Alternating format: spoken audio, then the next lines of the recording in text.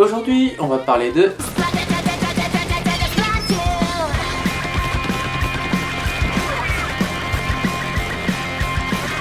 Tout a commencé avec une petite équipe de la division Entertainment Analysis and Development de Nintendo, déjà célèbre pour avoir créé des licences mythiques comme Super Mario Bros, The Legend of Zelda, Star Fox, F-Zero, Pikmin et j'en passe.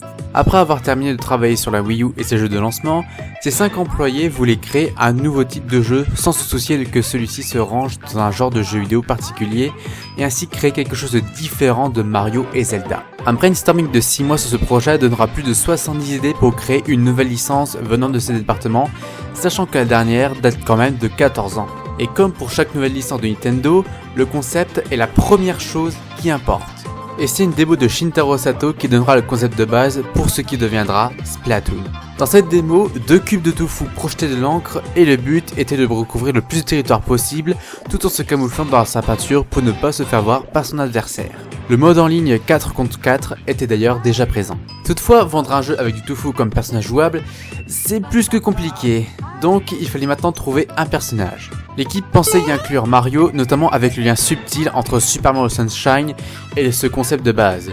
Mais Mario nettoyait la peinture, ce qui était contraire à l'idée conductrice.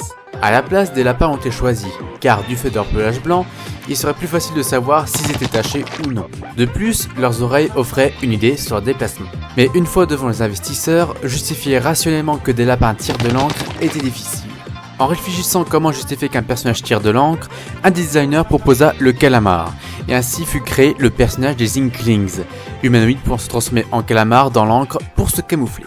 Le jeu est alors présenté à l'E3, fini à 10% où il reçut un bon accueil, puis il sortira en mai 2015 sur Wii U. D'abord, je suis content que Nintendo ne soit pas tombé dans le piège de suivre l'exemple des jeux de shoot concurrents, car il nous offre finalement une nouvelle licence originale et créative. Ce concept de paintball évolué offre un gameplay rapide et amusant et également accompagné de graphismes très colorés et une bande son pour le moins surprenante mais sacrément entraînante.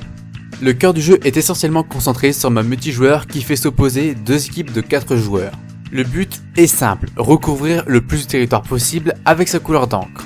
Et chose rare dans un jeu de shoot, le fait de tuer ses adversaires n'est pour une fois pas la priorité car ça ne rapporte aucun point supplémentaire. Il y a également un mode solo qui consiste en des missions de sauvetage et qui me fait penser un peu à Mario Galaxy dans le level design. Plus de 80 armes et équipements sont disponibles afin de personnaliser votre personnage et ainsi améliorer certaines de ses capacités pour mieux ancrer votre adversaire sous le champ de bataille. En parlant d'armes, celles-ci sont réparties en 3 classes, lanceur, fusil et rouleau. La première correspond à des fusils d'assaut en quelque sorte. La seconde est la classe sniper avec un tir chargé. Et la dernière regroupe des armes recouvrant une large zone. Bien que le jeu n'offre à ce jour que 6 cartes, Nintendo promet de fournir des DLC gratuits régulièrement avec de nouvelles armes et de nouvelles maps. Et ça, c'est un bon exemple à suivre. Bien entendu, il reste les amiibo qui servent de DLC payants avec des missions et des équipements supplémentaires. En bref, Splatoon a été très bien accueilli par la critique, gagnant même le surnom de Mario Kart des jeux de tir. Et les premiers résultats de vente ne devraient plus tarder. Mais espérons que Nintendo tienne ici une nouvelle licence qui sera bonifiée avec le temps, tout comme Mario Kart et Smash Bros avant lui.